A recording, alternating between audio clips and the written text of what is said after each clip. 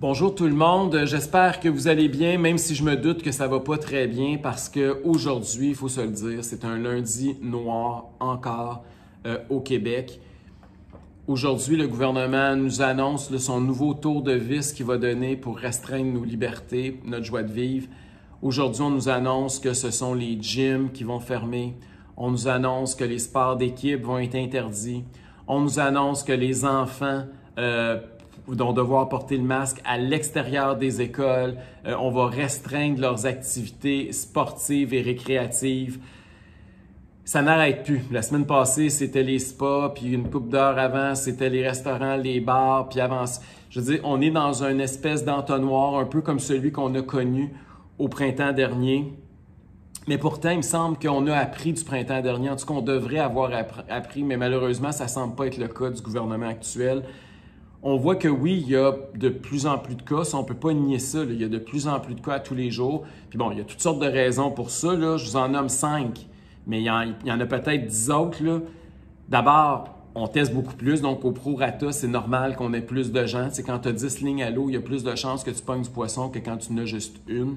Et effectivement, on teste 5-6 fois plus. Mais ce n'est pas l'unique cas. C'est vrai qu'il y a une montée considérable des cas, même en pourcentage de ceux qui sont testés.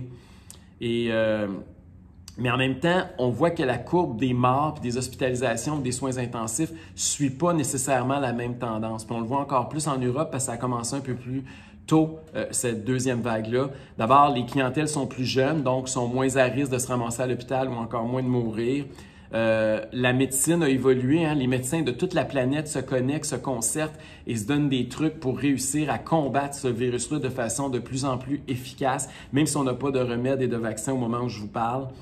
Il y a beaucoup de scientifiques qui émettent l'hypothèse aussi que la deuxième vague du virus pourrait être moins virulente que la première, c'est-à-dire moins mortelle. Donc, on l'attrape plus, elle est plus contagieuse, mais ça ne veut pas dire nécessairement qu'elle est plus mortelle. Au contraire, le pourcentage de gens qui vont en décéder est beaucoup plus faible. Et il y a une autre hypothèse aussi, puis je pense que celle-là, elle est valable également, c'est qu'on a appris qu'il y avait certaines clientèles qui étaient plus vulnérables, que le coronavirus s'attaquait particulièrement aux personnes plus faibles, plus âgées, plus immunosupprimés. Donc, il y a des facteurs qui font qu'on a réussi à mieux contrer cette deuxième vague-là.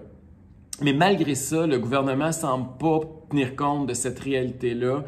Tous les jours, on est en train, lentement mais sûrement, de nous reconfiner, de nous enlever tout ce qui fait la joie de vivre au quotidien, de s'attaquer en particulier aux clientèles de loin les moins vulnérables, c'est-à-dire nos enfants. Au moment où je vous parle, là, il n'y a toujours aucun enfant qui est décédé de la COVID-19 là, sur à peu près 6 000 morts au Québec depuis le début de la crise. Et là, dites-vous, moi, c'est pas grave, j'y vais pas au gym, ou j'en pratique pas de sport d'équipe, ou j'ai pas d'enfants, ou mes enfants vont priver, puis ça ne s'applique pas à eux, n'importe quoi, là. Pensez pas que vous êtes au-dessus de tout. Là. Il y avait des gens qui travaillent dans les gyms, justement, qui se disaient la semaine passée ou qui jouaient au hockey, qui se disaient « Ah, c'est pas grave, même si les bars et les restos ferment, moi, j'y vais pas trop, puis les spas, je suis jamais allé là-dedans, fait que ça me dérange pas. » Là, cette semaine, bang, ils reçoivent la masse en pleine face. La semaine prochaine, qui vous dit que ça sera pas votre centre d'achat, votre coiffeur, votre barbier, n'importe quoi, on va encore refermer, reconfiner un petit peu plus parce que c'est loin d'être évident que dans, il reste quoi, là, 24 jours sur leurs 28 jours de délai, là, il n'y a aucune évidence qui nous dit que dans 24 jours, ils vont réouvrir et on va revenir à une vie, entre guillemets, normale. Au contraire, rappelez-vous qu'au mois de mars, ils ont fermé la frontière canado-américaine. Ils nous avaient dit que c'était pour 1 mois. Ça fait 7 mois, puis elle n'est pas prête d'ouvrir dans les prochains jours ni dans les prochaines semaines, puis elle n'a jamais réouvert.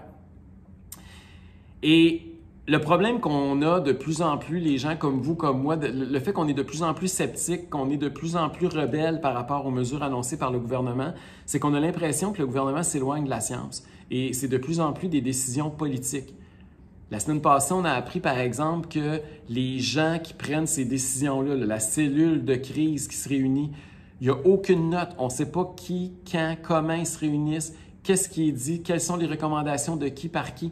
Ils ont décidé qu'ils faisaient ça autour de la machine à café, on jase puis on prend des décisions. J'essaie d'avoir, au moment où je vous parle, la liste des gens qui prennent cette décision-là. Est-ce que, comme au printemps, sur une vingtaine de personnes, il y a juste 2-3 scientifiques, puis le reste, c'est des gradués de l'Université du bénévolat de la CAQ en campagne électorale? La question se pose au moment où on se parle. Quand on regarde les conférences de presse, j'ai pas l'impression qu'ils nous parlent avec de la science. On ne présente pas tous les jours des chiffres, puis des colonnes de chiffres, puis des statistiques pour nous dire voici ce qu'il faut faire, voici ce qu'il faut pas faire, voici où ça s'en va, voici comment on pourrait par exemple passer d'une zone rouge à une zone orange, à une zone jaune, à une zone verte. On dit non, c'est des affaires qualitatives, puis ça se mesure pas. On nous dit pas après combien de dépressions, combien de suicides, combien de décrochages scolaires, combien de chômeurs, combien de faillites, on va dire oups, on a tellement serré à vis que le remède est en train d'être bien pire que la COVID-19 elle-même. C'est quoi la balance des équations? Pourquoi on ne nous présente pas ces chiffres-là? Est-ce qu'effectivement, comme on le soupçonne, la détresse psychologique a doublé au Québec depuis 6 mois? Et là, est-ce qu'elle est en forte croissance parce qu'on est en train de tout enlever au monde dans la saison qui est peut-être la plus déprimante de l'année? Est-ce que les suicides, les faillites, les chômeurs, ça aussi, c'est en croissance phénoménale? Pour sauver combien de vies? C'est quoi l'équation que le gouvernement est en train de faire?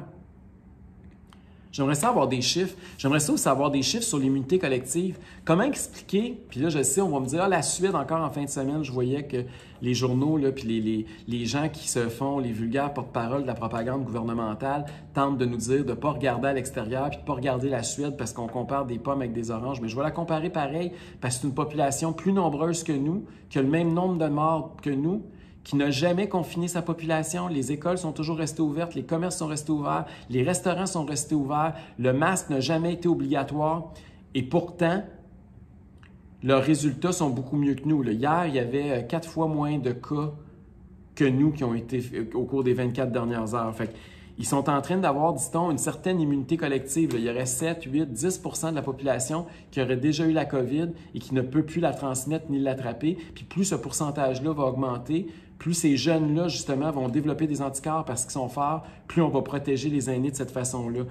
Il y en avait été question un petit peu de l'immunité collective au printemps dernier. Malheureusement, le gouvernement ne nous en parle plus aujourd'hui et on n'en entend plus parler. Qu'on le veuille ou non, on n'a pas les moyens de continuer à reconfiner le Québec éternellement à tous les 3 mois. Puis on n'a pas les moyens à coût de 100 millions juste pour un mois pour les restaurateurs. Puis ça va être combien pour tous les autres commerces qu'on s'apprête à fermer au cours des prochaines heures. Le Québec n'a pas les moyens financiers, n'a pas les moyens humains, n'a pas les moyens sociaux, n'a pas surtout pas le système de santé pour supporter encore des vagues de confinement. Qu'on le veuille ou non, c'est peut-être cruel ce que je dis, mais il va falloir un jour apprendre à vivre avec la COVID-19. Il va falloir changer nos comportements. Il va falloir que dès qu'on a des symptômes, bien, on reste chez nous. Que la distanciation sociale, bien, c'était pas juste bon pour un mois, c'est peut-être là de façon permanente. Il va falloir réaménager nos salons, nos façons de se voir quand on se fréquente avec la famille puis les amis. Il y a peut-être des choses comme celle-là, de se laver les mains, même le port du masque à certains endroits va peut-être être quelque chose de permanent. Mais qu'on arrête de me dire que c'est parce que les Québécois, ça, cet argument-là, je le trouve insultant pour les Québécois, pour ne pas dire méprisant. Arrêtez de me dire que c'est parce que les Québécois, contrairement à un paquet d'autres peuples sur la Terre, ils ne sont pas disciplinés. On n'est pas disciplinés parce qu'on a un gouvernement qui nous infantilise, qui nous prend pour des gens qui n'ont pas d'intelligence et qu'on essaye de nous dicter puis de nous obliger à suivre des comportements sans nous expliquer. Les Québécois ne veulent pas obéir et être dociles comme le souhaiterait notre vice-première ministre. Les Québécois, ils veulent comprendre et adhérer. Et malheureusement, le gouvernement du Québec actuellement et François Legault, notre premier ministre en tête avec son docteur Arruda, ils font exactement le contraire. Puis aujourd'hui, on a encore malheureusement une triste démonstration. Pourquoi qu'en Ontario, où les cas explosent autant qu'au Québec, les restaurateurs ont le droit encore de faire affaire avec leur population? Pourquoi à Paris, qui vient d'entrer dans le rouge le plus extrême, les restaurants restent ouverts, puis la distanciation sociale est juste d'1 mètre? Un moment donné, là, c'est bien beau obéir, puis écouter, puis être docile, mais il va falloir aussi poser des questions, commencer à être sceptique, puis sinon on va se rebeller parce qu'on ne peut plus continuer comme ça. Il va falloir que le gouvernement du Québec comprenne là, que sa stratégie ne fonctionne pas. Si ça fonctionnait, là, on le saurait. Si le confinement avait été un succès, on est ceux qui ont été les plus confinés, les plus dociles au printemps dernier. On est ceux qui ont le moins bougé, ceux qui ont le plus tout arrêté, et pourtant on a le pire bilan au niveau des morts de tout le continent. Monsieur Legault, vous êtes encore une fois sur une fausse route. Tout le monde dit que le confinement, après l'expérience désastreuse du printemps, ce n'était pas la solution. Puis malheureusement, vous êtes en train, encore une fois, de nous embarquer là-dedans. Vous allez avoir des comptes à rendre, pas à peu près tout à l'heure. Vous êtes en train de scraper une génération, vous êtes en train de sacrer notre économie à terre, puis vous êtes en train de foutre des centaines de milliers de Québécois en détresse psychologique. Monsieur Legault, vous prenez des décisions qui sont peut-être pas éclairées, mais en tout cas, ils sont surtout pas transparentes. Puis les Québécois ont le droit de vouloir comprendre ce qui se passe avant de vous obéir au doigt et à l'œil. Si vous êtes d'accord avec ce que vous venez d'entendre, adhérez à ma chaîne YouTube, partagez la vidéo, parlez-en autour de vous. Il faut qu'on convainque les Québécois. Si la CAQ, des fois, ils ne comprennent pas bien la science, mais ils comprennent les sondages politiques, ça, je peux vous en signer un papier. S'ils voient que vous commencez à déchanter devant leurs mesures de plus en plus coercitives, je pense qu'à un moment donné, ils vont virer de bord. Puis même dans le parti, ça commence déjà à grogner, puis commence à avoir des cracks dans la muraille.